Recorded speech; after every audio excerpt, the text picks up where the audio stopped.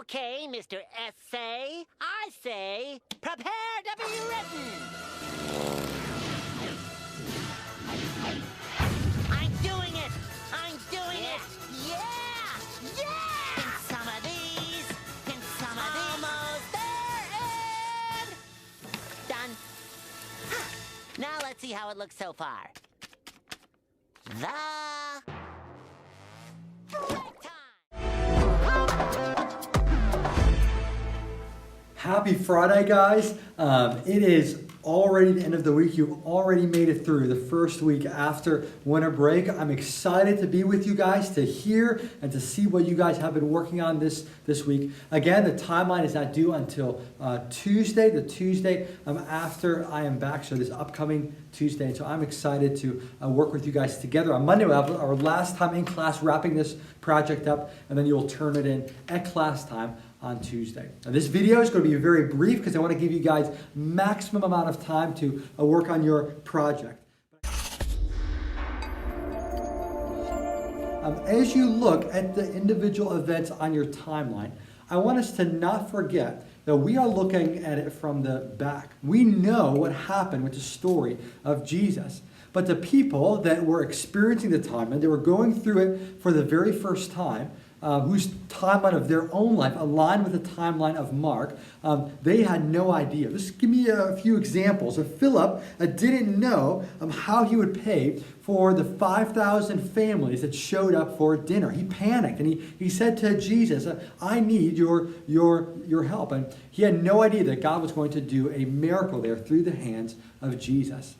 Secondly, John didn't know as he was on the boat and the storm was raging if he was going to make it out. And when he sends Peter to wake up Jesus, he did not know that he was going to see Jesus calm the storm and be filled, like the verses say, with wonder and with awe. He had no idea. Thirdly, Jairus didn't know that his daughter was going to be saved. She was deadly ill. In fact, halfway the story, she does actually die. He comes to the house. I imagine that he was filled with sadness. He thought that was the end of the story. But Jesus was not done yet. And on our timeline, it says that Jairus' daughter was raised from the dead. Jairus had no idea at that moment, but we, looking back, do. And then lastly, fourthly, Peter, when he messed up, he did not know that he was going to receive forgiveness for denying Jesus. And we talked about that Peter messed up in all of these really embarrassing ways, and that Jesus, in the end, forgives him. We're going to talk a little bit more about that in the later Gospels. Peter is forgiven, but in that moment, he didn't know. Maybe he thought that if Jesus would rise again, that surely he would not want to have anything to do with Peter. And so we have the privilege, the blessing, the opportunity to look back on our timeline and to see what Jesus has already done. And so that should lead us to have more faith, to trust Jesus more than what these disciples or what these people in our original timeline did have. They saw bits and pieces of the story of Jesus. They were in the moment, feeling those feelings.